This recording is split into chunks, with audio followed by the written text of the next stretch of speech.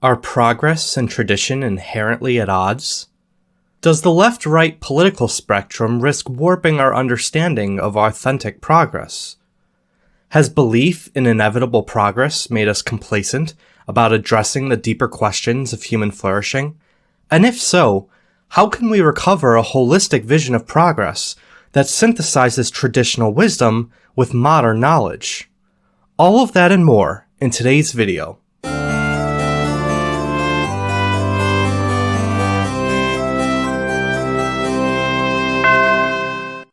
What is progress really? Is the present truly better than the past? Or do we simply hold on to a narrative of progress to reassure ourselves that our era's shortcomings and controversies aren't worth fretting about? Is progress truly inevitable? Or is it something easily lost that we must actively fight for? As straightforward as the concept of progress may seem on paper, narratives about it deeply divide our culture. Progress and tradition are often cast as mortal enemies in a zero-sum culture war between underdog advocates of equality and the entrenched beneficiaries of a system said to favor the few at the expense of the many. We often speak of right and wrong sides of history, generally assuming that the right side is morally righteous and will always prevail. Politicians claim for themselves the mantle of progress, and threaten voters with the prospect of being antagonists in the annals of history, as if history itself were a conscious entity that has already chosen sides and tasked people with ensuring that they are remembered as being part of the right one. And yet, when we strip away the slogans, we find a more complicated truth. History is not a straight, unbroken march towards a better future, but a tangled interplay of advancement and decline. Why do we often assume that progress is inevitable and predefined? The concept of progress as an inevitable law of nature emerged from the works of Karl Marx, who argued that each stage of human development contains inherent contradictions that render stagnation impossible. According to Marx, when the failures, instabilities, and injustices of a certain age lead to apparent periods of crisis or backsliding, those trials are the necessary catalysts that drive history into its next stages, ultimately still serving the march forward. Among left-wing and right-wing Western thinkers alike, Marx's model of progress has become the default perception of the world, because it easily maps onto Enlightenment visions of progress that form the foundation of the mythos behind Western democracies like the United States and France. While humanity may pass through dark ages, ultimately, human ingenuity triumphs and creates generations that are ever more free and wise, fighting tyrannical institutions to advance humankind towards greater equality and liberation. That said, while the concept of progress as a law of nature is fairly modern, the notion of linear history more generally has ancient roots. According to Augustine, who sought to interpret the decline of the Roman Empire from a Christian perspective, history is driven not by material forces like those of Marxist class warfare, but rather by the providential plan of God.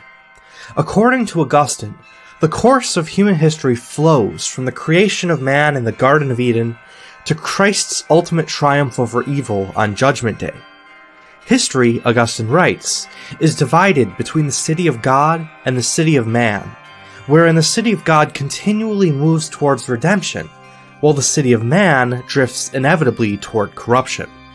While the overall trajectory of human history is not always clear to observers, because the two cities live amongst each other until their ultimate separation at the end of time, the trajectory of both cities is linear. The city of God will always trend towards ever greater holiness and glory, while the city of man will always trend towards moral corruption. What can we learn by contrasting the Marxist and Augustinian models of historical progress? While both view history as linear, Marx posits that history is driven by material forces, regardless of human intention, while Augustine posits that history is driven by spiritual and moral forces in accord with God's providence. Likewise, while the Enlightenment put great faith in the ingenuity of reason as a catalyst for progress, Augustine, and Christianity more generally, were often skeptical that progress could occur absent God's grace, since concupiscence, the deeply ingrained inclination towards sin that man has struggled with since the fall, inherently drives men towards corruption without the assistance of heaven. In other words, not only do the models differ in their perception of what drives progress, but they also differ in their understanding of what progress is. Imagine for a moment a futuristic society in which the entire world has been united under a single global governance structure. This new government has promised an end to war by subjecting selfish national interests to the common good of humanity at large, perhaps even eliminating nations entirely, and has promised radical equality between all people of the world by redistributing wealth and eliminating class distinctions. All of society would be reordered around reshaping each individual into the ideal global citizen. The only enemies of this new world order would be those who refuse to subject themselves to the collective by abandoning their adherence to outdated ways of life that instigate division and propagate inequality. According to the Marxist view of progress, this might be seen as the utopian end of history. According to the Augustinian view, however, this might be seen as the reign of the Antichrist. The very same conditions, therefore, can be interpreted in radically different ways according to one's model of progress. It is worthwhile, therefore, to identify precisely what progress is. What then is progress? According to the philosopher Jacques Ellul, authentic progress is not merely technological advancement or material enrichment, but rather a state in which mankind flourishes holistically, especially with respect to freedom and ethical responsibility. While technological progress is not bad in itself, an undue obsession with it to the exclusion of more fundamental human concerns can result in a technocracy that enslaves man rather than lifting him up.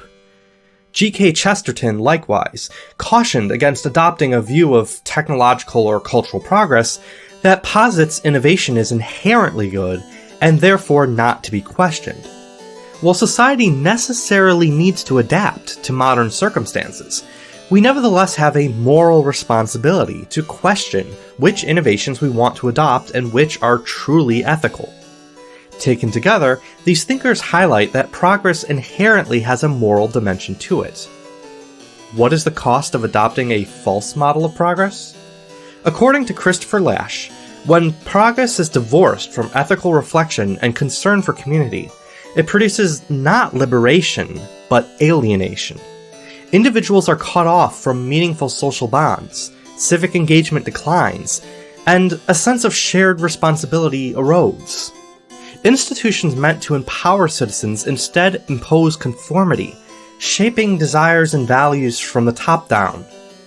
Progress, pursued without attention to virtue, tradition, or holistic human flourishing, therefore, results in a society that is materially advanced, but morally impoverished.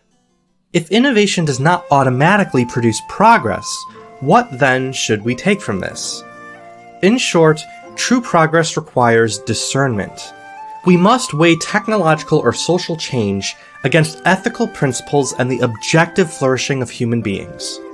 We cannot assume that progress is guaranteed simply because time moves forward.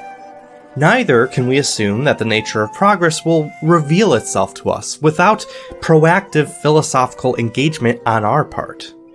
While modernity certainly enjoys material and moral benefits that previous ages lacked, we cannot assume that the current year, merely by virtue of its distance from antiquity, inherently confers righteousness and flourishing. Progress, properly understood, is an ongoing moral project that must be pursued with prudence. Only through deliberate reflection can we ensure that what we celebrate as progress is truly worthy of the name. What do you think? Is progress inevitable? I'd love to hear your thoughts in the comments below.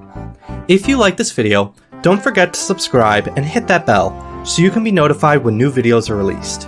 Also be sure to like this video so that YouTube recommends it to others. If you would like to support this channel for as little as $1 a month, you can also become a supporter on Patreon. Links in the description of this video. Progress is not something that simply happens to us, nor is it measured by novelty alone. Rather, progress is something we cultivate with care and reflection, examining how our actions serve the genuine flourishing of human life. Wherever you are in your own journey of understanding the world, keep questioning and striving to align your pursuit of growth with virtue. Every thoughtful choice is a step towards a society and a self that is wiser, freer, and more humane. I look forward to walking the path towards mindful progress together with you. Peace be with you. This has been The Philosopher.